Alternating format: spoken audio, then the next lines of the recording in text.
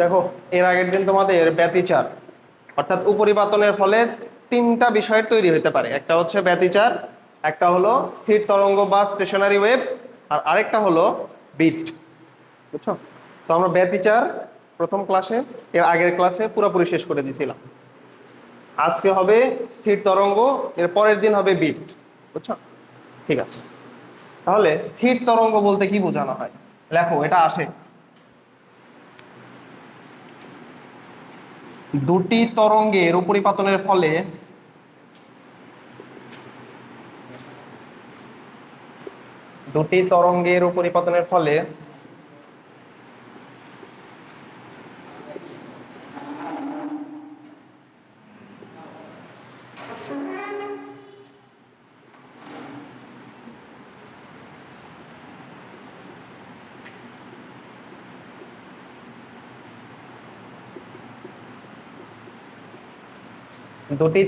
উপরিপাতনের ফলে সৃষ্ট তরঙ্গে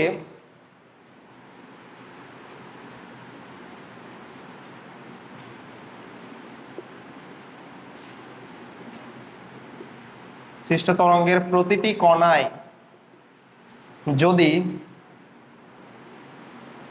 ভিন্ন ভিন্ন বিস্তার হয়, যদি ভিন্ন ভিন্ন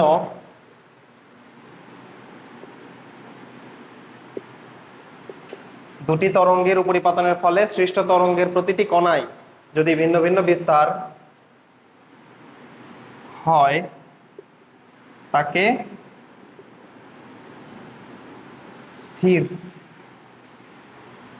হয়, তাহলে সেই সৃষ্ট তরঙ্গকে স্থির তরঙ্গ বলে। তাহলে সেই সৃষ্ট তরঙ্গকে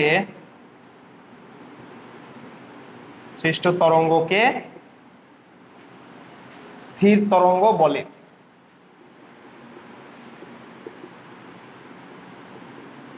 স্থির তরঙ্গ বলে।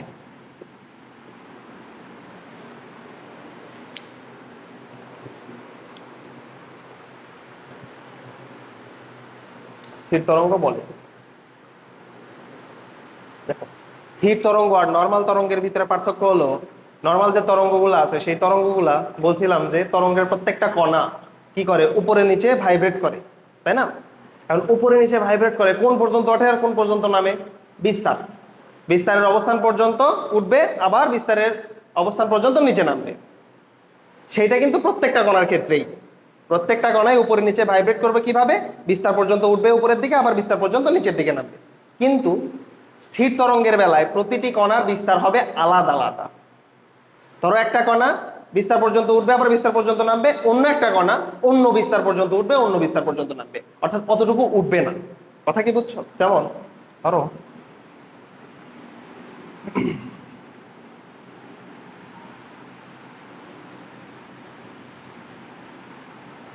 এই তরঙ্গের বেলায় এই কণা ধরো এই পর্যন্ত উঠবে, বাট অন্য কণা দেখো এর বিস্তার হচ্ছে এতটুকু, আবার এখানে এই কণা এতটুকু নামবে, অর্থাৎ বিস্তার এই পর্যন্ত, আবার অন্য একটা কণা ধরো সাপোজ এই কণা এইটা নামতেছে এই পর্যন্ত। বুঝছো? এইটা হলো বিষয়। কিন্তু আমরা কিন্তু এই চিত্রটা ইয়ের ক্ষেত্রেও আঁকাইছিলাম, অগ্রগামী তরঙ্গের ক্ষেত্রেও আঁকাইছিলাম। কিন্তু ওটা কি হয়, অগ্রগামী তরঙ্গ এর প্রত্যেকটা কণা উপরে নিচে সমান বিস্তারে অসিলেট করে, বাট এটা তা হবে না। কথা কি বুঝছো? এটার প্রত্যেকটা কণা জাস্ট আলাদা আলাদা বিস্তারে কম্পনশীল থাকবে। এটা যদি এই কণা যদি একেবারে শীর্ষ পর্যন্ত ওঠে, এর বিস্তার দেখো আলাদা, আবার এর বিস্তার একরকম, এর বিস্তার অন্যরকম। কথা কি বুঝছো? প্রত্যেকটা কণার, এভরি সিঙ্গেল কণার বিস্তার আলাদা আলাদা হবে স্থির তরঙ্গের বেলায়। বুঝছো? এটা হলো পার্থক্য নরমাল তরঙ্গ এবং স্থির তরঙ্গ, অর্থাৎ অগ্রগামী তরঙ্গ এবং স্থির তরঙ্গের ভিতরে পার্থক্য হলো অগ্রগামী তরঙ্গ সমান বিস্তার নিয়ে উপরে নিচে ওঠানামা করে, প্রত্যেকটা কণাই সমান বিস্তার নিয়ে উপরে নিচে ওঠানামা করে। যেমন যদি বলি অগ্রগামী তরঙ্গের বেলায় এই কণা যদি ধরো এতটুকু উঠতো, তাহলে সকল কণাই এতটুকুই উঠবে। তোমার দেখে মনে হতে পারে অতটুকু উঠতেছে না, কারণ কি? তোমার তরঙ্গটা সামনের দিকে যায় আর ওটা উপরে নিচে ওঠে, তোমার দেখে মনে হয় যে না এতটুকু ওঠে নাই, বাট অতটুকুই কিন্তু উঠবে। বুঝছো? এই হলো বিষয়। অর্থাৎ সমান বিস্তার, অগ্রগামী তরঙ্গের ক্ষেত্রে সমান বিস্তারে সেটি কম্পনশীল থাকে, এবং স্থির তরঙ্গের বেলায় প্রত্যেকটা কণা আলাদা আলাদা বিস্তারে কম্পনশীল থাকে। কথা কি বুঝছো? এখন স্থির তরঙ্গ সৃষ্টি হবে কখন? স্থির তরঙ্গ তৈরির শর্ত।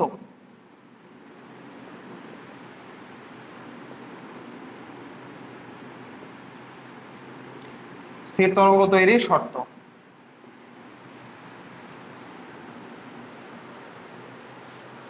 তরঙ্গের কিছু বিষয় আসলে ধরো সিমুলেশন, ধরো যেগুলো সিমুলেশন আছে, সিমুলেটর আছে না, বিভিন্ন সিমুলেটর, ওইটা দিয়ে দেখালে বেশ ভালো বোঝানো যায়, বুঝছো? স্মার্ট বোর্ড কিনবো ইনশাল্লাহ, দেখা যায় 3 মাস, 2-3 মাস।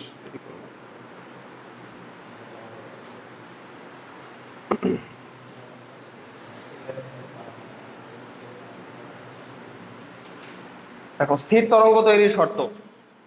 প্রথম শর্ত হচ্ছে তরঙ্গদয়ের কম্পাঙ্ক সমান হতে হবে। তরঙ্গদয়ের, তোমরা বলো যে ভাই খ নাম্বার পারি না, ক নাম্বার পারি না, তো এই যে এগুলোই তো খ নাম্বারে আসে। স্থির তরঙ্গের শর্তগুলা লিখো, খ নাম্বারে কোশ্চেন। তরঙ্গদয়ের কম্পাঙ্ক সমান হবে। তরঙ্গদয়ের কম্পাঙ্ক সমান হওয়া মানে f1 সমান সমান f2। আচ্ছা দেখি বলো তো, কম্পাঙ্ক যদি সমান হয় আর কি সমান হতে পারে? একই মাধ্যমে অবশ্যই, তাই না? এই উপরিপাতন হবে একই মাধ্যমে, তাহলে কম্পাঙ্ক যদি সমান হয় তরঙ্গ দৈর্ঘ্য সমান হবে না? তরঙ্গ দৈর্ঘ্য কিন্তু সমান হবে, λ1 সমান সমান λ2। কম্পাঙ্ক সমান তরঙ্গ দৈর্ঘ্য সমান, তাহলে তুমি বলতেই পারো কৌণিক কম্পাঙ্ক ওমেগা এটাও কিন্তু সমান হবে, কারণ আমরা কি জানি ওমেগা সমান সমান টুয়াইস পাই এফ। দুইটা তো অবশ্যই, দুইটা তরঙ্গ, স্থির তরঙ্গ তো সৃষ্টি হবে দুইটা তরঙ্গের উপরিপাতনের ফলে। উপরিপাতন মানে কি? দুইটা তরঙ্গের যখন হচ্ছে তোমার দুইটা তরঙ্গ যখন একটা লব্ধি তরঙ্গ সৃষ্টি করে তখনই আমরা তাকে কি বলি? উপরিপাতন না? তো স্থির তরঙ্গ হচ্ছে উপরিপাতনের ফলাফল, তাহলে অবশ্যই কি দুইটা তরঙ্গ। কথা কি বুঝছো? তাহলে দেখো তরঙ্গ দ্বয়ের কম্পাঙ্ক সমান হতে হবে, অর্থাৎ একটা তরঙ্গের কম্পাঙ্ক যদি f1 হয়, অন্য একটা তরঙ্গ যেটার সাথে উপরিপাতন হচ্ছে সেই তরঙ্গর যদি কম্পাঙ্ক f2 হয়, তাহলে সেটা কি হবে? f1 এবং f2 সমান হবে। আবার যদি কম্পাঙ্ক সমান হয় একই মাধ্যমে, একই মাধ্যমে কি থাকে? বেগ সমান থাকে, তাহলে আমরা কি জানি v সমান সমান f ল্যামডা। তাহলে বেগও সেম, তরঙ্গ দৈর্ঘ্যও সেম, তাহলে কি কম্পাঙ্ক, বেগও সেম কম্পাঙ্কও সেম, তাহলে কি হবে? তরঙ্গ দৈর্ঘ্য সেম হতে বাধ্য, λ1 সমান সমান λ2। এখন দুইটা তরঙ্গের কৌণিক কম্পাঙ্ক সমান হবে কিনা? কম্পাঙ্ক সেম, বেগ তো সেমই, কারণ একই মাধ্যমে। কথা কি বুঝছো? ওই তরঙ্গটা তো একই মাধ্যমে, তার মানে বেগ তো সমান হবেই। বেগ, হ্যাঁ এটাও বুঝছো। এখন কথা হলো কৌণিক কম্পাঙ্ক সমান হবে কিনা। আমরা জানি কৌণিক কম্পাঙ্ক ওমেগা এটা হচ্ছে টুয়াইস পাই এফ, তো আমরা দেখলাম এফ সমান, তাহলে আলটিমেটলি ওমেগাও তো সমান হবে, কারণ টুয়াইস পাই এটা তো কনস্ট্যান্ট। কথা কি বুঝছো কিনা? তাহলে f1 সমান সমান f2 লেখা যায়, ওমেগা 1 λ1 সমান সমান λ2 লেখা যাবে, ওমেগা 1 সমান সমান ওমেগা 2 লেখা যাবে।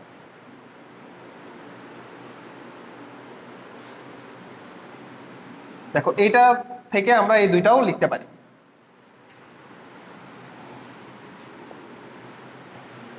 এখন তরঙ্গদ্বয় পরস্পর বিপরীত দিক থেকে অগ্রসর হতে হবে, অর্থাৎ একটা যদি সামনের দিকে যায় অন্যটা কি করতে হবে? তোমার পিছন দিক থেকে আসতে হবে।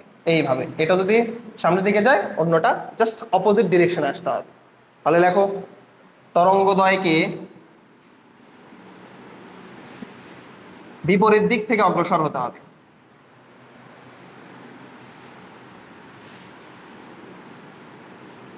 তরঙ্গদ্বয়কে পরস্পর বিপরীত, তরঙ্গদ্বয়কে পরস্পর বিপরীত দিক থেকে অগ্রসর হতে হবে।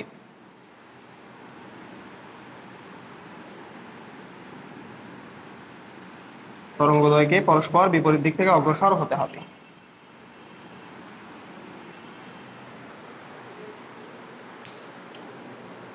তরঙ্গদ্বয়কে পরস্পর বিপরীত দিক থেকে অগ্রসর হতে হবে। আচ্ছা বিপরীত দিক থেকে অগ্রসর হলে দশা পার্থক্য কত হয় বলতে পারবা? কোণের পার্থক্য কত? কত? কোণের পার্থক্য আচ্ছা দেখি বলো তো। 2 পাই। 2 পাই মানে তো 360 ডিগ্রি, একবার 360 ডিগ্রি করলে পরে করলাম 2 পাই, একই কথা। পরস্পর বিপরীত দিক থেকে অগ্রসর হওয়া। আচ্ছা ধরো সাপোজ একটা ভেক্টর এই দিকে আর একটা ভেক্টর এই দিকে, মাঝখানের কোণ কত হয়? তাহলে তরঙ্গ একটা যাচ্ছে সামনের দিকে, অন্যটা যাচ্ছে তার বিপরীত দিকে, তাহলে মাঝখানে দশা পার্থক্য কত হবে? 180 ডিগ্রি, তাই না? পরস্পর বিপরীতমুখী যদি হয়। দেখো আমি তোমাকে বলি, শোনো, দশা পার্থক্য বলতে ধরো এইটা আসতেছে এই দিকে, এটা যাচ্ছে সামনের দিকে, এটা যাচ্ছে এই দিকে। এখন দশা পার্থক্য বলতে বোঝানো হয় এ যখন সামনের দিকে আসবে, ওইটা যখন অপোজিট ডিরেকশন থেকে মুভ করবে, তখন দেখা যাবে একটা একটা এইরকম ধরো ফাঁকা স্থানের সৃষ্টি হবে, যেটা কিনা মাঝখানে থাকবে। তাহলে একটা ফাঁকা স্থান যদি তোমার গ্যাপ তৈরি করে, তাহলে আমাকে বলো তো এই যে একটা ফাঁকা স্থানের গ্যাপ, এইটার দশা কত? মানে এটার দশা কত? পুরাটা মিলে হয় 2 পাই। অর্থাৎ যদি আমি দেখো এই পুরাটা করি তাহলে কি 2 পাই হয় না? আর যদি শুধু এই গ্যাপটা নিয়ে চিন্তা করি তাহলে সেটা কত হয়? পাই হয় না? এটা হলো বিষয়। তাহলে পাই মানে কত ডিগ্রি? 180 ডিগ্রি। কথা কি বুঝছো? এই গ্যাপটার সৃষ্টি হয় যখন তোমার বিপরীত দিক থেকে যখন কি হয়, তোমার মার্চ করে, একটা তো ডান দিক থেকে বাম দিকে যাচ্ছে, একটা বাম দিক থেকে ডান দিকে আসতেছে, এখন যখন মিলিত হবে তখন একটা গ্যাপের সৃষ্টি হয়। কথা কি বুঝছো? কোনটা? হ্যাঁ এটার কথা বলতেছো? এটা হ্যাঁ হ্যাঁ, ফাঁকা ফাঁকা থাকে না একই সাথে। আরে ভাই, এটা তো আমি মার্চ করার পরের অবস্থা বুঝাচ্ছি। যখন জাস্ট মার্চ করতেছে তখন তখন একটা ফাঁকা জায়গার সৃষ্টি হয়। কথা কি বুঝলাম? এই হলো বিষয়। এখন যখন মার্চ হবে তখন তো দুইটা সীমাবদ্ধ হয়ে পড়বে, একটা ধরো এরিয়ার ভিতরে সীমাবদ্ধ হয়ে পড়বে।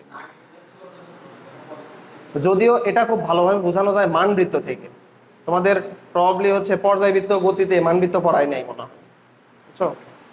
মানবৃত্ত থেকে দশা বের করা, মানবৃত্ত থেকে দশা বের করা বলতে ধরো আমরা যে এই যে দশাগুলো পড়ছি, আদি দশা বলো, তারপরে হচ্ছে তোমার দশা, প্রাথমিক দশা, তারপরে পরবর্তী দশা, এগুলো সবগুলোই বৃত্তের একটা অংশ, বুঝছো? তো মানবৃত্ত থেকে এগুলো বেশ ভালোভাবে বের করা যায়। পড়াবো পড়াবো, সবই পড়াবো, সমস্যা নেই, ওইটা আছে। দেখো তরঙ্গদ্বয়কে পরস্পর বিপরীত দিক থেকে অগ্রসর হতে হবে, অতএব দশা পার্থক্য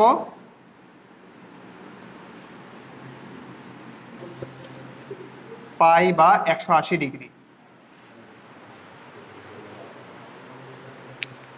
দশা পার্থক্য পাই বা 180 ডিগ্রি। এটা তুমি এইভাবেও মনে রাখতে পারো, এইভাবে বুঝতে পারো। কোনটা? কোনটা চিত্র? ও আচ্ছা, এটা স্থির তরঙ্গের, এরপরেই আসতেছে, এরপরেই আসতেছে, এই পুরাটা নিয়ে আজকে আলোচনা। স্থির তরঙ্গ দেখাবো, সবগুলো চিত্রই দেখানো লাগবে। এখন যা শর্ত লিখে দিচ্ছি এটা তো জাস্ট বলে দিচ্ছি, এখন এরপরে এক্সপ্লেনেশন আসবে, সবগুলো এক্সপ্লেনেশন আসবে। চল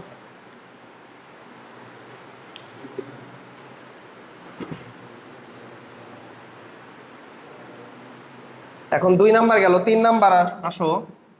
তরঙ্গদয়ের বিস্তার সমান হতে হবে, তরঙ্গদয়ের বিস্তার সমান হতে। ব্যতিচারের ক্ষেত্রেও কিন্তু দুইটার তরঙ্গের বিস্তার কিন্তু আমরা সমান ধরছিলাম, মনে আছে? দুইটা তরঙ্গের বিস্তার কিন্তু ব্যতিচারের ক্ষেত্রেও সমান ধরছিলাম। তরঙ্গদয়ের বিস্তার সমান হতে হবে, সমান হতে হবে, অর্থাৎ A1 সমান সমান A2 হতে হবে। এখন বোঝো, তোমাদের বলি শোনো, এখানে দুইটা অগ্রগামী তরঙ্গ পরস্পর বিপরীত দিক থেকে এসে স্থির তরঙ্গ সৃষ্টি করতেছে। এখন প্রথম যে তরঙ্গ তাকে বলতেছে অগ্রগামী তরঙ্গ, এবং তার বিস্তার কত? A1। তাহলে অগ্রগামী তরঙ্গের ক্ষেত্রে বলছিলাম যে প্রত্যেকটা কণা তার মানে A1 বিস্তার নিয়ে উপরে নিচে স্পন্দিত হতে থাকবে। সেটা কিসের? প্রথম অগ্রগামী তরঙ্গের ক্ষেত্রে। দ্বিতীয় অগ্রগামী তরঙ্গ যেটা আছে সেটা কি করবে? A2 বিস্তার নিয়ে উপরে নিচে কম্পিত হতে থাকবে। কিন্তু দুইটা মিলে যখন একটা স্থির তরঙ্গ তৈরি করবে, তার যে বিস্তার হবে সেই বিস্তার প্রত্যেকটা কণাতে কিন্তু সমান হবে না, আলাদা আলাদা বিস্তার। কথা কি বুঝছো? প্রথম অগ্রগামী তরঙ্গের ক্ষেত্রে এই বিস্তার ফিক্স সবগুলো কণার ক্ষেত্রে, আবার অন্য একটা তরঙ্গ, দ্বিতীয় তরঙ্গ যেটা আছে তার জন্য এই বিস্তার A2 বিস্তার ফিক্স সবগুলো কণার ক্ষেত্রে, কিন্তু এই দুইটা তরঙ্গের উপরিপাতনের ফলে যে তরঙ্গ সৃষ্টি হবে, যে স্থির তরঙ্গ সৃষ্টি হবে, তার বিস্তার প্রত্যেকটা কণাতে কিন্তু আলাদা আলাদা। কথা কি বুঝছো? এটা কিন্তু খ নাম্বারে আসার মতো কোশ্চেন, স্থির তরঙ্গ তৈরি করার শর্ত। তুমি যে স্থির তরঙ্গ তৈরি করবা তার আগে কয়টা বিষয় মনে রাখতে হবে? 3টা বিষয় মনে রাখতে হবে।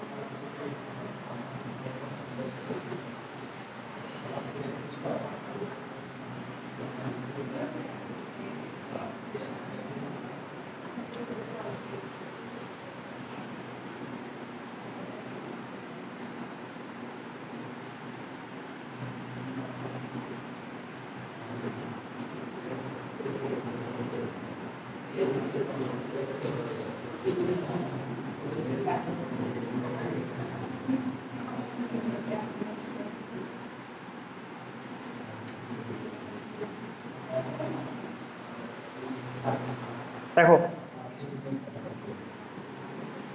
ধরো উপরের দিকে এইটা একটা তরঙ্গ যেটা কিনা দেখো সামনের দিকে অগ্রসর হচ্ছে, সামনের দিকে এভাবে অগ্রসর হচ্ছে।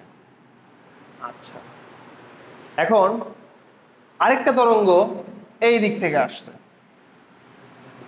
এই দিক থেকে আসছে, এই দিক থেকে আসছে, এই দিক থেকে আসছে। দেখো, তোমাদের যে বললাম যে একটা ফাঁকা জায়গার সৃষ্টি হয়, তুমি চাইলে ওইটা ওইভাবেও মনে রাখতে পারো। আবার দেখো, এইটা একটা তরঙ্গ যেটা সামনের দিকে যাচ্ছে, পার্থিব দেখো সমস্যা বলে, এইটা একটা তরঙ্গ যেটা সামনের দিকে যাচ্ছে, এইটা একটা তরঙ্গ যেটা অপোজিট ডিরেকশন থেকে এদিকে আসতেছে। এই তরঙ্গ এবং এই তরঙ্গের মাঝখানে দশা পার্থক্য কোনটা? এটা না?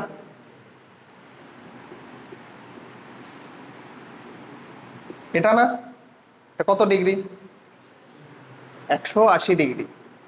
একটা গোল না, তাই না? অর্ধাংশ 360-এর অর্ধেক, তার মানে এটা কত? 180 ডিগ্রি। কথা কি বুঝছো? এই হলো বিষয়। এইভাবেও তুমি চাইলে মনে রাখতে পারো।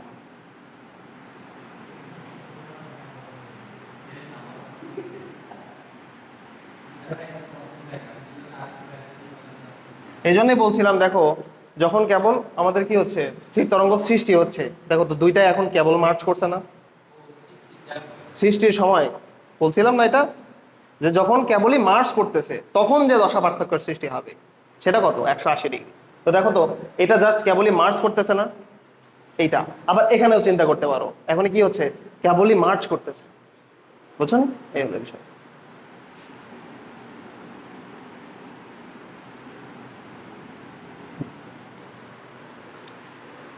আচ্ছা, এখন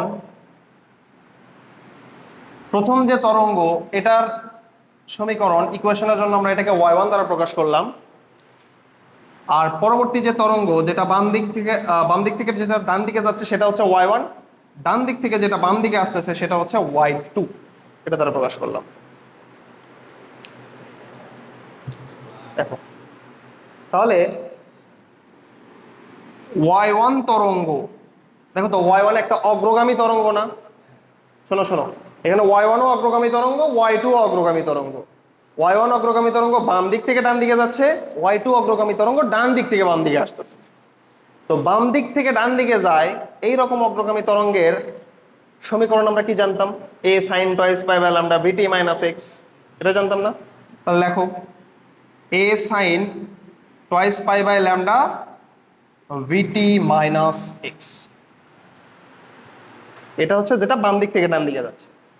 তোমাদের মনে আছে কি না আমি বলছিলাম যে ডান দিক থেকে যদি বাম দিকে আসে কোনো তরঙ্গ তাহলে সেটা কি হয়ে যায়? vt plus x। তো y2 সমান সমান হবে a sin, দুইটার বিস্তার কেন সমান হলো? কারণ প্রথমেই কিন্তু বলে নিছিলাম যে স্থির তরঙ্গের ক্ষেত্রে তরঙ্গের বিস্তার দ্বয় সমান হতে হবে, অর্থাৎ দুইটাই a1 সমান সমান a2 হতে হবে। তাহলে এখানে দেখো দুইটাই আমি a ধরে নিছি, a sin twice pi by lambda vt plus x। বুঝছো? এখন এই দুইটা তরঙ্গ যখন উপরিপাতিত হবে তখন একটা লব্ধি তরঙ্গ সৃষ্টি করবে না? তো সেই লব্ধি তরঙ্গ আমি ধরে নিলাম y, y সমান সমান y1 প্লাস y2।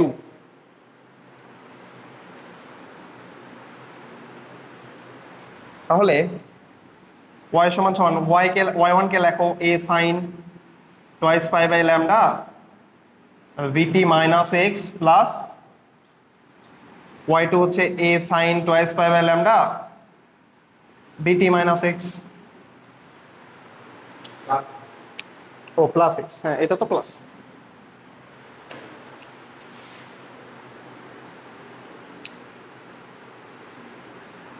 আর সবসময় মনে রাখবা স্থির তরঙ্গ একটা অঞ্চলের ভিতরে সৃষ্টি হয়।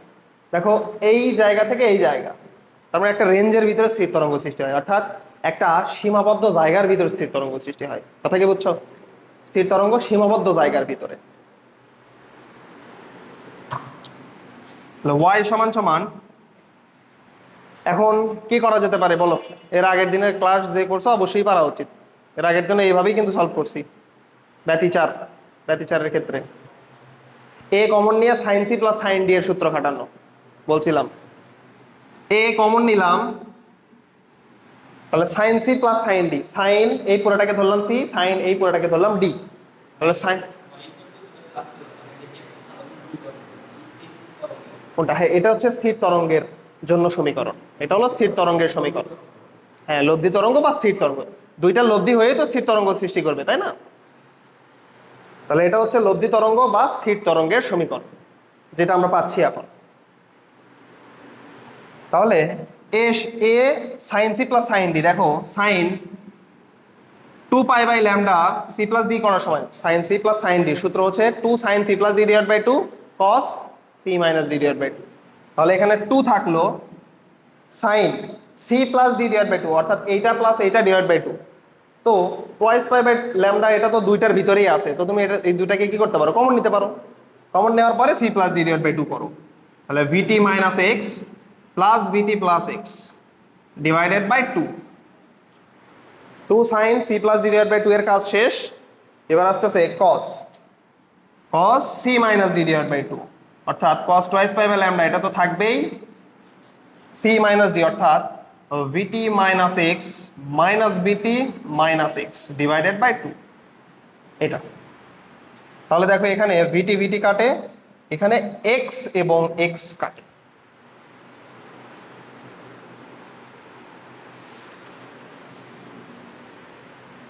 তাহলে y সমান সমান কি থাকতেছে?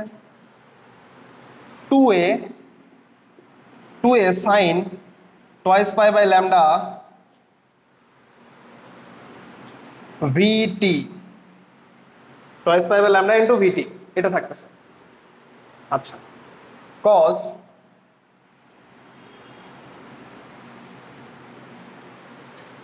twice pi by lambda into cos twice pi by lambda into দেখো মাইনাস এক্স ডিভাইডেড বাই 2, তার মানে হচ্ছে মাইনাস একটা এক্স, কারণ উপরে মাইনাস 2x ডিভাইড বাই 2, তার মানে 2 কেটে যাবে, শুধু মাইনাস এক্স থাকবে। আচ্ছা cos মাইনাস থিটা মানে কি হয়? cos থিটাই তো, তার মানে ওখানে মাইনাস এক্স লেখার কোনো প্রয়োজন নাই, এক্স লিখলেই হবে, এক্স লিখলেই হবে। বুঝছো?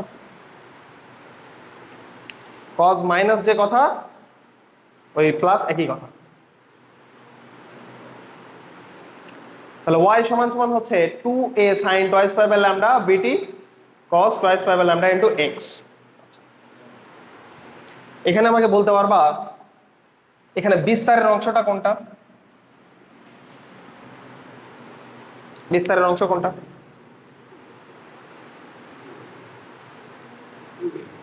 sin twice pi by lambda into bt, এটা বাদ দিয়ে পুরোটাই হচ্ছে বিস্তারের অংশ। বলছিলাম না এর আগের দিন? কারণ দেখো অগ্রগামী তরঙ্গের ক্ষেত্রে তুমি সূত্র কি জানতা? a sin twice pi by lambda bt minus x, তাই না? অর্থাৎ sin এর পরের অংশ, এই অপারেটরটা শুধুমাত্র ছিল তোমার সমীকরণ, এই অপারেটর বাদ দিয়ে তোমার যে অংশটা ছিল সেটা ছিল তোমার বিস্তার। তো এখানে sin এর পরের অংশ হিসেবে কি আছে? twice pi by lambda into bt, এইটা বাদ দিয়ে যতটুকু আছে সেটা কি বিস্তারের অংশ না? কোনটা? না, মাইনাস এক্স নাই, ওটা এক্স, তাই না?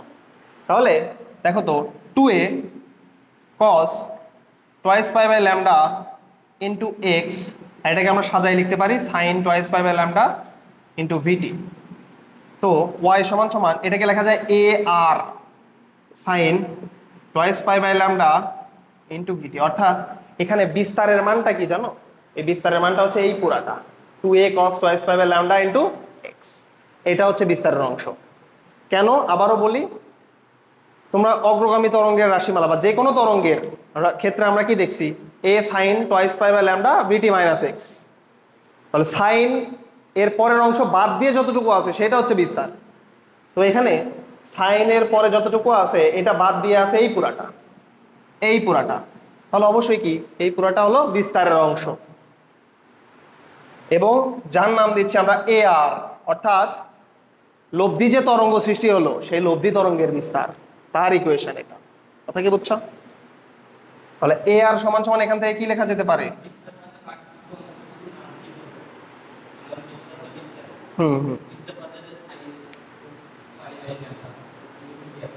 ওটা তো তোমার অপারেটরের অংশ না, ওটা অপারেটরের অংশ না, সূত্রের অংশ ওটা, তাই না? এ আর সমান সমান 2a cos twice pi by lambda into x, এইটা বের হলো আমাদের স্থির তরঙ্গের ক্ষেত্রে বিস্তারের ইকুয়েশন। স্থির তরঙ্গের ক্ষেত্রে বিস্তারের ইকুয়েশন বলার কারণ দেখো এখানে x আছে। তোমাদের বলছিলাম স্থির তরঙ্গের ফলে যে বিস্তার সৃষ্টি হয় সেই বিস্তার প্রত্যেকটা কণাতে আলাদা আলাদা। কিভাবে আলাদা আলাদা হচ্ছে দেখো তো, স্থির তরঙ্গের ফলে যে সৃষ্ট যে বিস্তার সেটা এই x এর উপরে ডিপেন্ড করতেছে না। x বলতে কি বোঝানো হয়? সোর্স থেকে তোমার হচ্ছে যে কোনো কণার দূরত্ব, সোর্স থেকে যে কোনো কণার দূরত্বকে আমরা কি দ্বারা প্রকাশ করতাম? x দ্বারা। অর্থাৎ ধরো এটা একটা তরঙ্গ, তো যদি বলতাম যে সোর্স থেকে এই কণার দূরত্ব কত, তখন আমরা কি করতাম? এই যে এতটুকুকে x দ্বারা প্রকাশ করতাম। তাহলে দেখো তো বিস্তারটা কিসের উপর নির্ভর করতেছে? সোর্স থেকে কণার মধ্যবর্তী দূরত্বের উপরে। তাহলে সোর্স থেকে কণার মধ্যবর্তী দূরত্ব এটা তো প্রত্যেকটা কণার জন্য আলাদা আলাদা না? এই কণার জন্য x, এই কণার জন্য কি দূরত্ব সেম হবে? এই কণার জন্য কি দূরত্ব সেম হবে? আলাদা হবে। আবার এই কণার জন্য আলাদা হবে, এই কণার জন্য সাম্যাবস্থা থেকে দূরত্ব, এই কণার জন্য সোর্স থেকে দূরত্ব আলাদা হবে, তাই না? অর্থাৎ সোর্স থেকে দূরত্ব আলাদা আলাদা। তাহলে x এর মান যদি আলাদা আলাদা হয়, এ আর এর মান কি কখনো সেম হবে? এ আর এর মানও আলাদা আলাদা হবে। x এর মান আলাদা আলাদা মানে এ আর এর মানও আলাদা আলাদা। অর্থাৎ নতুন সৃষ্ট বিস্তার তরঙ্গের, স্থির তরঙ্গের বিস্তার কি হবে সেই ক্ষেত্রে? সকল কণাতে আলাদা আলাদা হবে। x এর বিভিন্ন মানের জন্য আমাদের স্থির তরঙ্গের বিস্তার আলাদা আলাদা। এই জন্য কিন্তু আমরা সংজ্ঞা এইভাবে দিছিলাম, বুঝছো?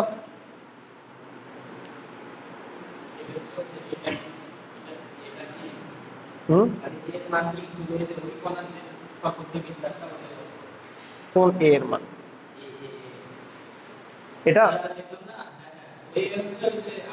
আগের যে তরঙ্গ ছিল অর্থাৎ অগ্রগামী তরঙ্গ, দুইটা অগ্রগামী তরঙ্গের বিস্তার কি সমান ছিল না? এই এ হচ্ছে সেই দুইটা অগ্রগামী তরঙ্গের বিস্তার, আর এই এ আর হলো স্থির তরঙ্গের বিস্তার। কথা কি বুঝছো? এ আর হলো স্থির তরঙ্গের বিস্তার।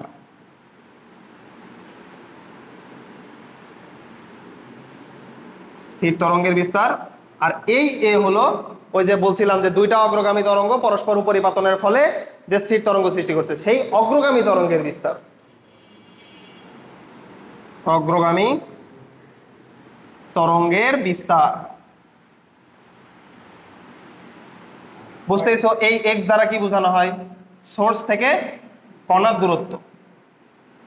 সোর্স থেকে কণার দূরত্ব। তাহলে সোর্স থেকে কণার দূরত্ব অবশ্যই প্রত্যেকটা কণার জন্য সোর্স থেকে কণার দূরত্ব যেটা হবে সেটা আলাদা আলাদা। তাহলে আমাদের স্থির তরঙ্গের যে বিস্তার সেটাও হবে আলাদা আলাদা।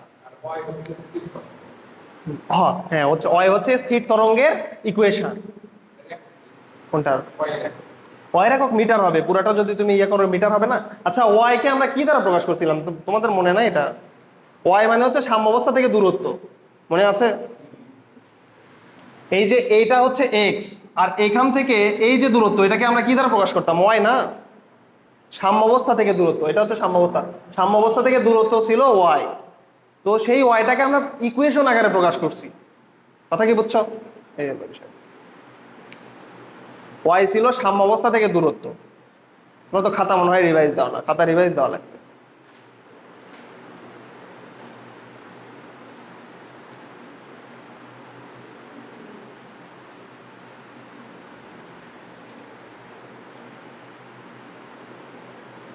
সোর্স থেকে যে কোনো কণার দূরত্বকে এক্স দ্বারা প্রকাশ করা হয়, আর সাম্যাবস্থা থেকে সেই কণার দূরত্বকে ওয়াই দ্বারা প্রকাশ করা হয়। বুঝছো?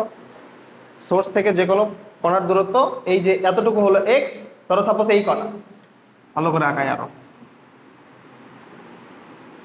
এটা তো এখন বোঝাইলে তো মুশকিল। ধরো এই কণা, তো এই কণার যদি আমি এই কণাকে প্রসঙ্গ কাঠামো সাপেক্ষে দেখাইতে চাই, তাহলে আমি কি বলবো? সোর্স থেকে এই কণা আছে এক্স মিটার দূরত্বে, আবার এই সাম্যাবস্থা থেকে এই কণা আছে ওয়াই মিটার দূরত্বে। তো অগ্রগামী তরঙ্গ যখন বের করছিলাম তখন অগ্রগামী তরঙ্গের সমীকরণেই তো আমরা ওয়াই সমান সমান লিখছিলাম A sine twice pi by lambda VT minus X, মনে আছে? ওয়াই সমান সমান অর্থাৎ এই যে এই ওয়াই এর ইকুয়েশন আমরা বের করছিলাম, বলছিলাম যে প্রত্যেকটা কণার ক্ষেত্রে কিন্তু ওয়াই আলাদা আলাদা হবে, তাই না? বিভিন্ন সময়ের জন্য আলাদা আলাদা হবে এবং বিভিন্ন এক্স এর জন্য আলাদা আলাদা হবে। বলছিলাম না ওয়াই ছিল এক্স এবং টি এর অপেক্ষক, অর্থাৎ সাম্যাবস্থা থেকে যে দূরত্ব, কণার দূরত্ব, সেটা নির্ভর করতো তোমার সোর্স থেকে কণার দূরত্ব এবং সময়ের উপরে। বুঝছো?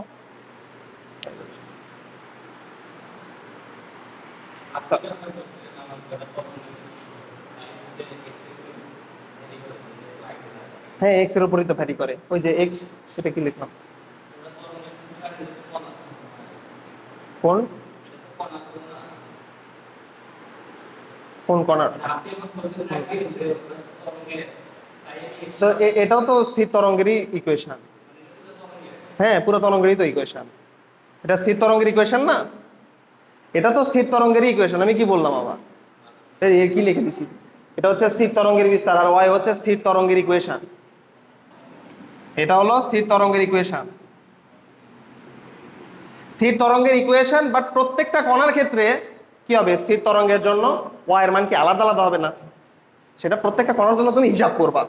বাট নর্মালি সাধারণভাবে পুরা যে তরঙ্গ, সেই পুরা তরঙ্গের সমীকরণটাই কি হবে? ওয়াই। বুঝছো? স্থির তরঙ্গের সমীকরণ। তোমরা রিভাইজ দিয়ে আসবা খাতা। ওগুলো খাতা তোমরা প্রবাবলি জাস্ট খালি ক্লাস করাই ওই পর্যন্ত। সেটাই তো বলতেছি, খাতা রিভাইজ দিয়ে আসবা, প্রপার রিভাইজ দিয়ে আসবা খাতা।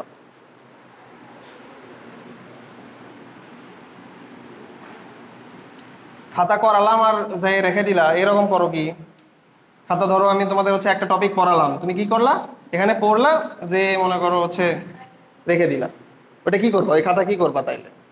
ওই খাতা করে তো লাভ নেই তাহলে।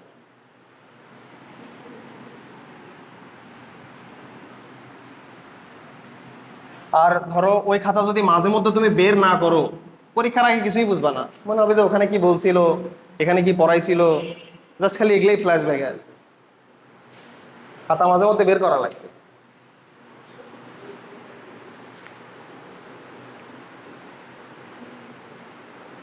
এখন আসো, এই এ আর আবার একটু ছোট করে আঁকাই এটা।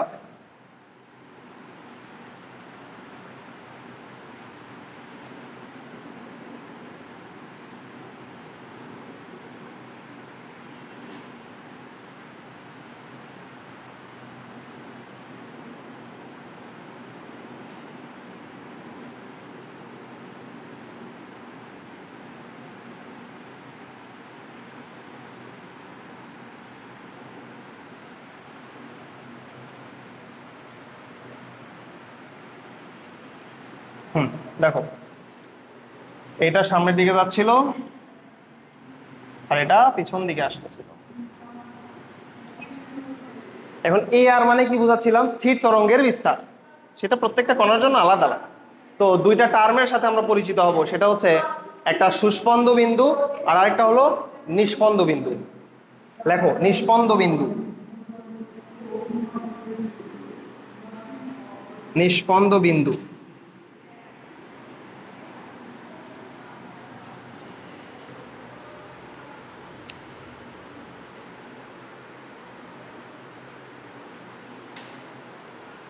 যে বিন্দুতে স্থির তরঙ্গের বিস্তার শূন্য তাকে বলা হয় নিষ্পন্দ বিন্দু।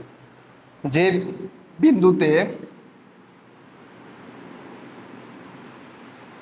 বিন্দুতে স্থির তরঙ্গের বিস্তার শূন্য,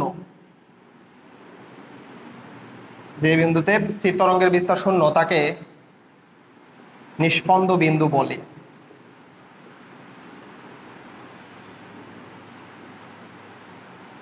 নিষ্পন্দ বিন্দু বলে। অগ্রগামী তরঙ্গ কি করতো? অগ্রগামী তরঙ্গ কিন্তু শক্তি পরিবহন করতো, বুঝছো? বাট আমাদের এই স্থির তরঙ্গ কিন্তু কোনো শক্তি পরিবহন করবে না। স্থির তরঙ্গ কোনো শক্তি পরিবহন করবে না। দেখো, যে বিন্দুতে স্থির তরঙ্গের বিস্তার শূন্য তাকে বলা হচ্ছে নিষ্পন্দ বিন্দু। তুমি দেখেই বুঝতে পারতেছো এইটা একটা নিষ্পন্দ বিন্দু। দেখো তো এখানে বিস্তার আছে? নাই, জিরো।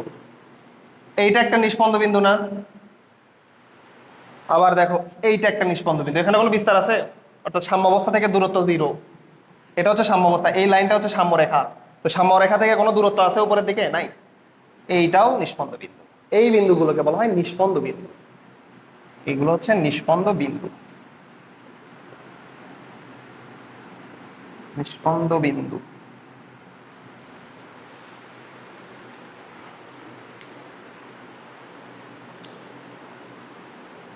যে বিন্দুতে স্থির তরঙ্গের বিস্তার শূন্য তাকে বলা হচ্ছে নিষ্পন্দ।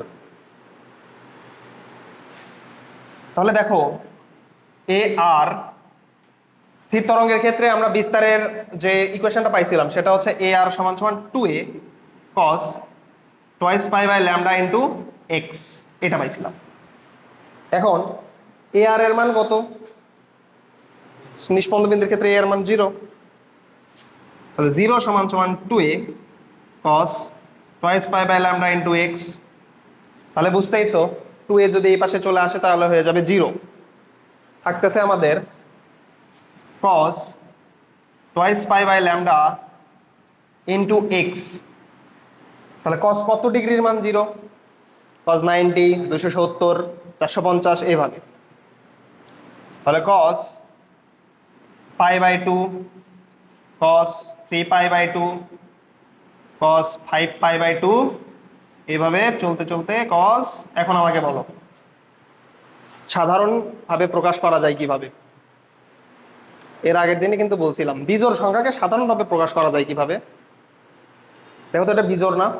1, 3, 5, 7, 2n plus 1, 2n plus 1 pi by 2 cos 2n plus 1 pi by 2। দেখো এখন তুমি বসাও, মান বসাও। 0 বসাও, দেখো আসবে pi by 2। 1 বসাও, দেখো আসবে 3 pi by 2। 2 বসাও, দেখো 5 pi by 2 আসবে। আমরা সাধারণভাবে প্রকাশ হচ্ছে 2n plus 1 pi by 2। তাহলে cos 2π/λ ইন্টু এক্স সমান সমান হচ্ছে 2n+1 π/2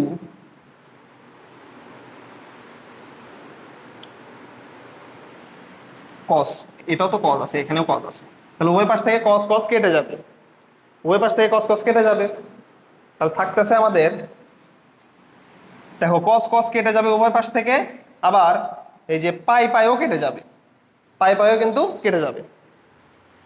দেখো তাহলে x সমান সমান হবে 2n+1, এই যে নিচের ল্যামডা ওইটা উপরে চলে গেলে হয়ে যাবে, উপরে ল্যামডা হয়ে যাবে, আর এই 2 যদি নিচে আসে তাহলে এইভাবে হয়ে যাবে। দেখো x এর মান হবে 2n+1 λ/4। কি করছি, উভয় পাশ থেকে cos cos কাটছি, এই যে ল্যামডা ওটা এই পাশে পার করে দিছি, তাহলে x সমান সমান কত হয় 2n+1, এই ল্যামডা উপরে গেল, তাহলে ল্যামডা এই 2 নিচে নামাই দিছি, 2 × 4। তাহলে দেখো x এর ইকুয়েশন হয় 2n+1 λ/4, অর্থাৎ নিষ্পন্দ বিন্দুর ক্ষেত্রে x হবে 2n+1 λ/4। নিষ্পন্দ বিন্দুর ক্ষেত্রে x বলতে কি বোঝানো হয়, দেখো x বলতে আমরা কি বুঝাতাম, যে সাম্যাবস্থা থেকে তোমার হচ্ছে সোর্স থেকে যে কোনো কণার দূরত্ব। তাহলে তুমি যদি এখানে 0 বসাও তাহলে দেখতেছো এখানে কত আসে λ/4, তাহলে তুমি বুঝবা যে যেখানে তরঙ্গ সৃষ্টি হয়েছে সেইখান থেকে λ/4 একটা নিষ্পন্দ বিন্দু পাওয়া যাবে। কথা কি বুঝছো? আবার তুমি যদি 1 বসাও, 1 বসালে কত পাচ্ছ 3 λ/4, তাহলে সোর্স থেকে 3 λ/4 দূরত্বে তুমি একটা নিষ্পন্দ বিন্দু পাবা। কথা কি বুঝছো? হ্যাঁ, নিষ্পন্দ বিন্দু কোথায় কোথায় পাওয়া যাবে, সোর্স থেকে কোথায় কোথায় পাওয়া যাবে। এক্স মানে কি সোর্স থেকে দূরত্ব না, এখন নিষ্পন্দ বিন্দু সোর্স থেকে কোথায় কোথায় পাওয়া যাবে সেটা আমরা এই ইকুয়েশনের মাধ্যমে প্রকাশ করতে হবে। এন এর মান 0 1 2 3 4 এভাবে, বুঝছো? তাহলে এক্স কে কি দ্বারা প্রকাশ করা হচ্ছে, এটা হচ্ছে সোর্স থেকে দূরত্ব, সোর্স থেকে কণার দূরত্ব, কণার দূরত্ব। এটা তো এই ক্ষেত্রে তো নিষ্পন্দ বিন্দুর জন্যই, এটা তো তুমি বুঝতেইছো, উপরে তো লিখে দিছি নিষ্পন্দ বিন্দু। হ্যাঁ, কণা বলতে নিষ্পন্দ বিন্দুর বুঝাচ্ছি। লিখতে পারো এভাবে, সোর্স থেকে কণার দূরত্ব বা নিষ্পন্দ বিন্দুর দূরত্ব, এটাও লিখতে পারো, সমস্যা নেই। সোর্স থেকে কণার দূরত্ব বা নিষ্পন্দ বিন্দুর দূরত্ব। এখন আসো দুইটা নিষ্পন্দ বিন্দুর ভিতরে পথ পার্থক্য কত হবে, দুইটা নিষ্পন্দ বিন্দুর ভিতরে পথ পার্থক্য কত হবে, পথ পার্থক্য কত হবে এবং দশা পার্থক্য কত হবে বলতে পারবা? এখান থেকেই বলা যাবে। দুইটা নিষ্পন্দ বিন্দু, এটা একটা নিষ্পন্দ বিন্দু, এটা একটা নিষ্পন্দ বিন্দু, দশা পার্থক্য কত?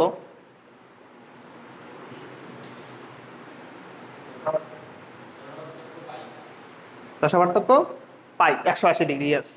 এখন তাহলে আমাকে বলো তো পথ পার্থক্য কত হবে, পথ পার্থক্য কত হবে, পথ পার্থক্য।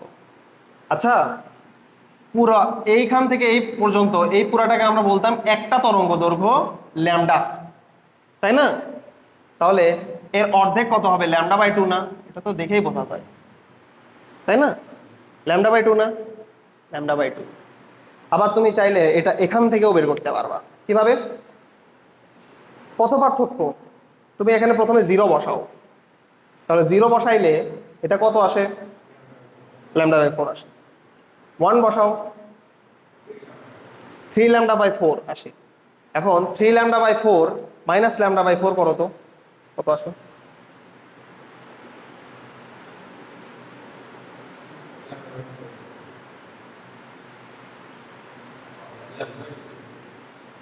λ/2। 3 λ/4 মানে কত, 0.75, আর λ/4 মানে কত, 0.25। তাহলে এটা কত আসতেছে, λ/2 না? এই যে λ/2। কথা কি বুঝছো? তুমি এখান থেকেও বের করতে পারবা, আবার চাইলে এখান থেকেও বের করতে পারবা। এইটা তোমাদের ডিরেক্ট মুখস্থ রাখা লাগবে, তুমি বের করতে পারবা বিভিন্ন ভাবে, কিন্তু এটা ডিরেক্ট মুখস্থ, কোনো কথা নাই। তাহলে লেখো দুটি নিষ্পন্দ বিন্দুর মধ্যবর্তী দূরত্ব, দুটি নিষ্পন্দ বিন্দুর মধ্যবর্তী দূরত্ব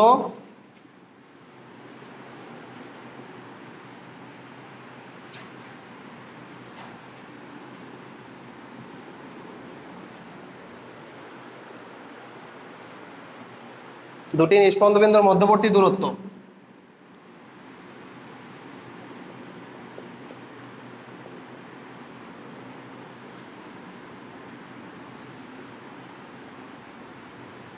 একবার এখানে 0 বসাও, 2 × 0 প্লাস 1 λ/4 মাইনাস, ও আচ্ছা পদ তো তোমার ওখানেই বেশি হবে, তাহলে বড়টা থেকে ছোটটা বাদ দেওয়া লাগবে, অর্থাৎ 2 × 1 প্লাস 1 λ/4 মাইনাস 2 × 0 প্লাস 1 λ/4, এভাবে বের করে দেখাইতে পারো, সমস্যা নেই। লেখো 2 × 1 প্লাস 1 λ/4 মাইনাস 2 × 0 প্লাস 1 λ/4, তাহলে এটা আসবে কত? 3 λ/4 মাইনাস এটা আসবে λ/4 λ/2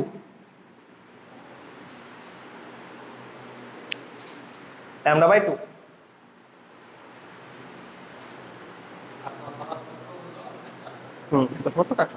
আচ্ছা, এখন সুস্পন্দ বিন্দু। সুস্পন্দ বিন্দু মানে বলতে কি বোঝানো হয়?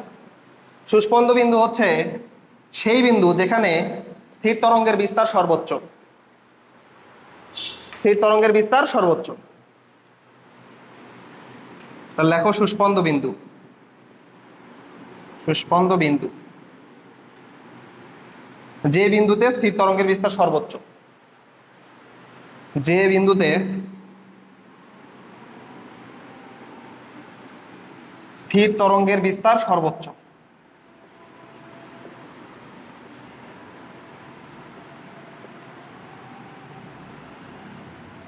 যে বিন্দুতে স্থির তরঙ্গের বিস্তার সর্বোচ্চ।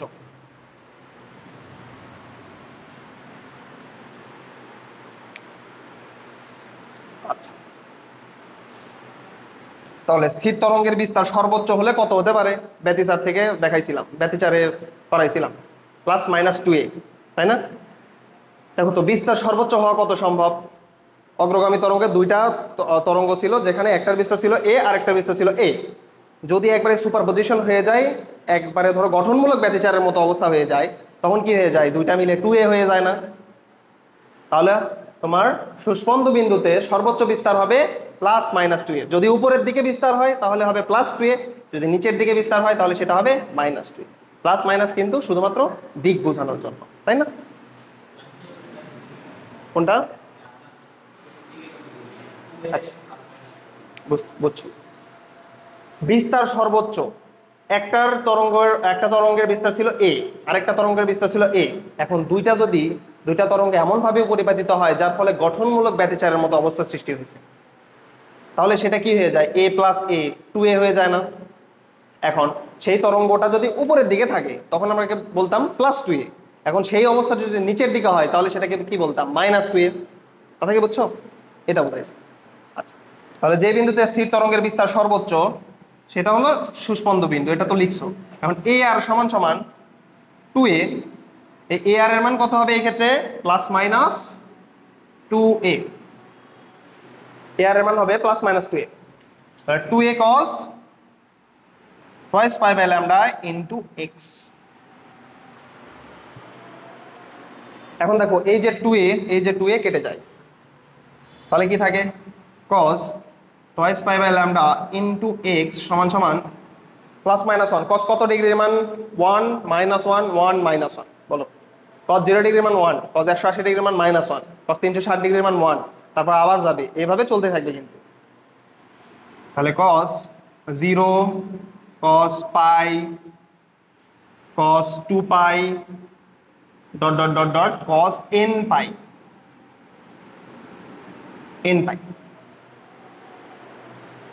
তো ব্যতিচারের সাথে কিন্তু অনেক সম্পর্ক আছে। তাহলে cos cos কেটে গেলে twice pi by lambda into x, এটা সমান থাকে npi। তাহলে এই যে পাই এবং পাই কেটে গেল, x সমান থাকে দেখো n λ/2।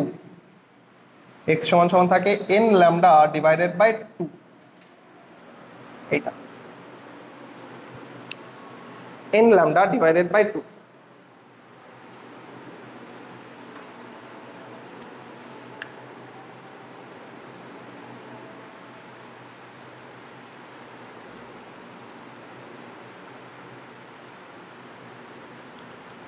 N lambda divide by 2 হচ্ছে আমাদের এই এক্স বলতে কি বোঝানো হয় দেখো তো, সাম্যাবস্থা থেকে সুস্পন্দ বিন্দু না? সাম্যাবস্থা থেকে সুস্পন্দ বিন্দু কোথায় কোথায় পাওয়া যাবে? এন এর মান বিভিন্ন হইতে পারে। এন এর মান তুমি যদি 0 বসাও তাহলে কি আসে? 0 চলে আসে না? অর্থাৎ তুমি প্রথম সুস্পন্দ বিন্দু একেবারে সোর্সেই পাবা। এই যে দেখো, এটা একটা সুস্পন্দ বিন্দু। সুস্পন্দ বিন্দু মানে যেখানে বিস্তার সর্বোচ্চ না? তো বিস্তার এখানে সর্বোচ্চ কোন কোন বিন্দুতে দেখো তো, এইটা একটা, এটা একটা, এটা একটা, এটা একটা, এটা একটা, এগুলাতে বিস্তার সর্বোচ্চ না? দেখো তো, দেখো সোর্সেই আমি একটা সুস্পন্দ বিন্দু পেয়ে গেছি। যেখানে x0, এখানে তো x0ই, তাই না? একেবারে সোর্সেই আমি একটা সুস্পন্দ বিন্দু পেয়ে গেছি। কি x সমান সমান এখান থেকে বুঝলাম না, তোমার কোশ্চেন বুঝলাম না। এটা দেখো নাই?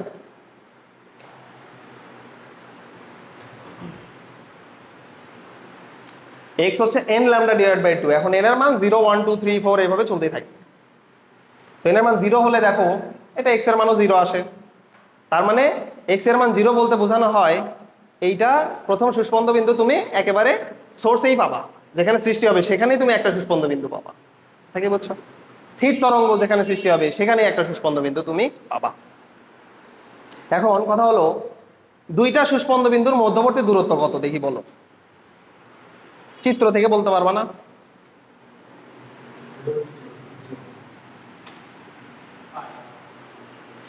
দূরত্ব বলছি।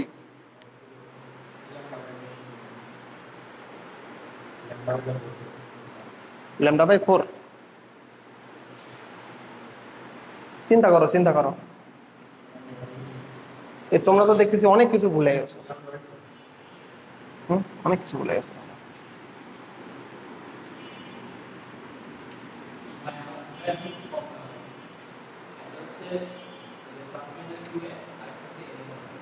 প্লাস মাইনাস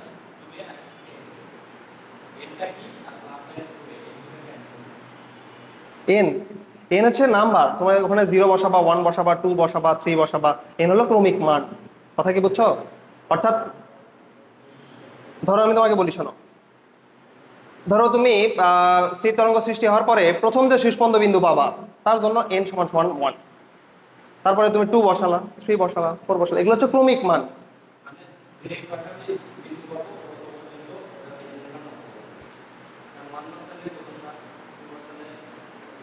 হ্যাঁ হ্যাঁ, এইটা এটা বুঝছো? তুমি ধরো n এর মান 0 বসালা, এখন তার জন্য তুমি সুস্পন্দ বিন্দু কোথায় পাচ্ছ সেটা। আবার n এর মান 1 বসালা, তার তার জন্য সুস্পন্দ বিন্দু কোথায় পাচ্ছ সেটা, কোথায় পাবা সেটা হচ্ছে তোমার কি x এর মান দ্বারা প্রকাশ করবে। আচ্ছা আসো, অঙ্ক করলে সবকিছু ক্লিয়ার হয়ে যাবে, অঙ্ক করলে সবকিছু ক্লিয়ার হয়ে যাবে।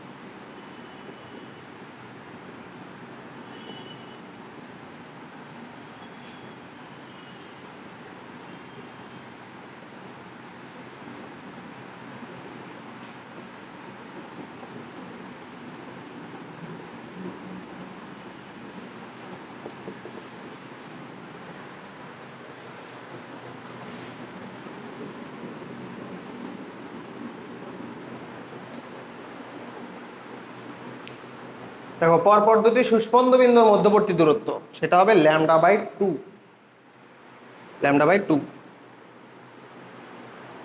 সেটা হবে কি λ/2।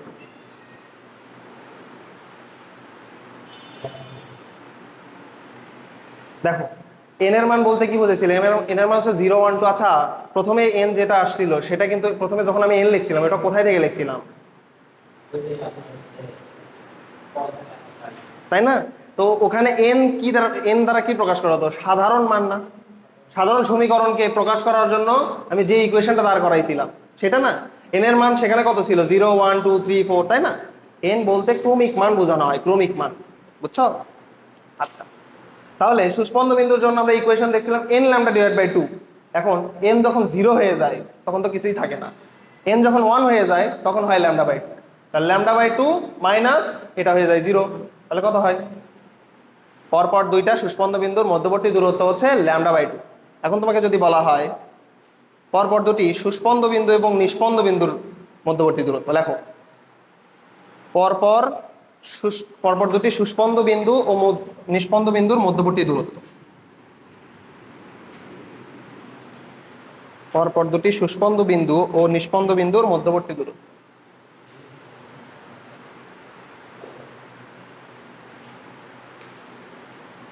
দেখো তোমরা যদি একটু খেয়াল করতে তাহলেই তোমরা বুঝতা। এই পুরাটা ধরো আমি একদিকে খেয়াল করব, এই পুরাটা মিলে আমরা কি ধরছিলাম দেখো তো, এই পুরাটাকে কিন্তু আমরা বলতাম ল্যামডা। একদিক দিয়ে চিন্তা করবা, এই পুরাটাকে ধরতাম ল্যামডা। তাহলে এই জায়গা থেকে এই জায়গা পর্যন্ত দেখো তো অর্ধেক না, বোঝাই যাচ্ছে এখানে অর্ধেক বাদ গেছে আর এখানে অর্ধেক বাদ গেছে, তাহলে থাকে কত, অর্ধেক না? এই জন্য বলছিলাম যে পরপর দুটি সুস্পন্দ বিন্দুর মধ্যবর্তী দূরত্ব হচ্ছে λ/2। কথা কি বুঝছো কিনা? আবার একইভাবে পরপর দুইটা নিস্পন্দ বিন্দুর মধ্যবর্তী দূরত্ব, এই পুরাটা মিলে ছিল ল্যামডা, তাহলে এই অর্ধেক বাদ গেছে না? তাহলে পরপর দুইটা নিস্পন্দ বিন্দুর মধ্যবর্তী দূরত্ব কত, λ/2। বুঝছো? ইকুয়েশন না লিখে তুমি এমনিতেও বুঝতে পারো এটা।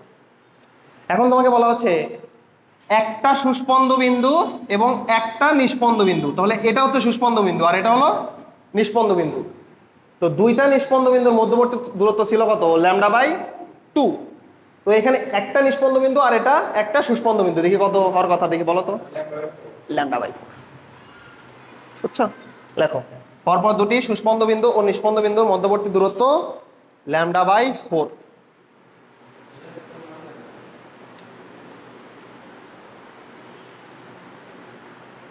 প্রমাণ কেমনে? এই যে 2n + 1 λ/4 মাইনাস n λ/2 এটা পড়ছিলাম না আমরা? তো দুইটার ক্ষেত্রেই n এর মান অবশ্যই সেম বসাইতে হবে। প্রথম সুস্পন্দ বিন্দু কোথায় পাওয়া যায়, সরি প্রথম নিস্পন্দ বিন্দু কোথায় পাওয়া যায়? তো তুমি প্রথম নিস্পন্দ বিন্দুর জন্য n এর মান 0 বসাও, +1 λ/4 মাইনাস এখানেও কি 0 বসানো লাগবে। দেখো কত আসে,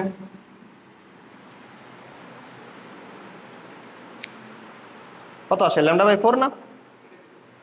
বুঝছো?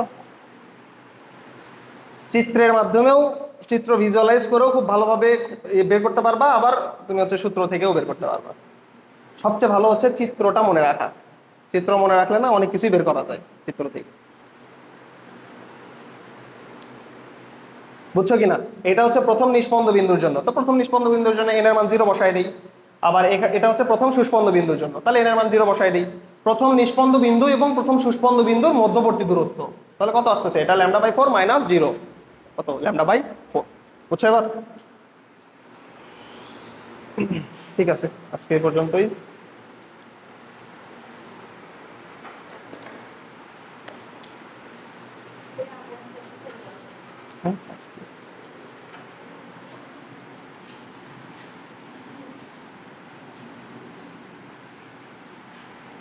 তোমাদের আজকে মনে হয় মহিলা কলেজে ইয়ে ছিল, তাই না?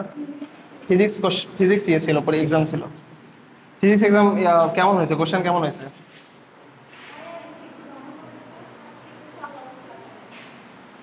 সহজ দিছে বলে শুনলাম।